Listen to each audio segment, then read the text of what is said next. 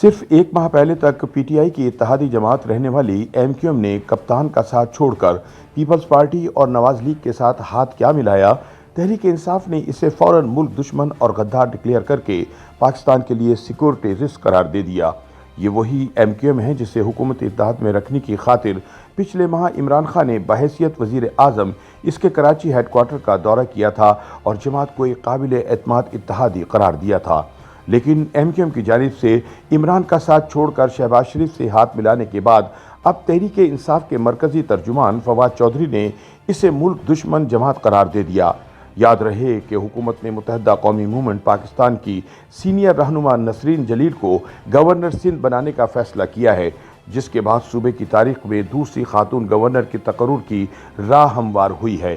اس سے پہلے 1970 میں بیگم رانا لیاقت علی خان نے بطور گورنر سندھ خدمات انجام دی تھی۔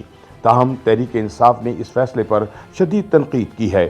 سوشل میڈیا پر تبصرہ کرتے ہوئے سابق وزیر اطلاعات فواد چودھری کا کہنا تھا کہ کرائم منسٹر کو گورنر سندھ کے لیے نسرین جلیل کا نام تجویز کیا گیا ہے، جس کی ملک سے وفاداری مشکوک ہے۔ انہوں نے دعویٰ کیا کہ نسرین جلیل نے 18 جون 2018 کو بھارتی ہائی کمشنر کو خط لکھا تھا، جس میں انہوں نے انڈیا سے پاکستانی اداروں کے خلاف مدد فراہم کرنے کا مطالبہ کیا تھا۔ فواد چودھری نے کہا کہ بہت دکھ کی بات ہے کہ کراچی میں سیکورٹی اداروں نے جس گندگی کو صاف کیا، اسے دوبارہ لایا جا رہا ہے۔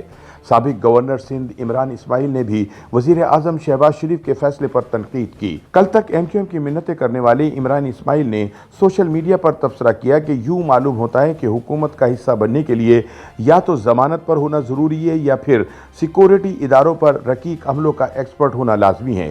انہوں نے کہا کہ ایسے ڈھونڈ کر لائے جا رہے ہیں کہ الامان الحفیظ۔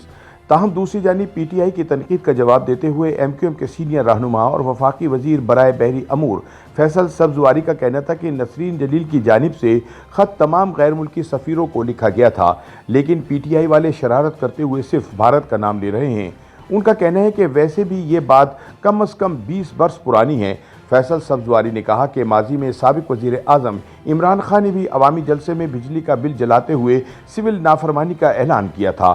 انہوں نے سوال کیا کہ کیا عمران اور ان کے ساتھیوں کو اس خط کا علم اقتدار سے ہٹائے جانے کے بعد ہوا؟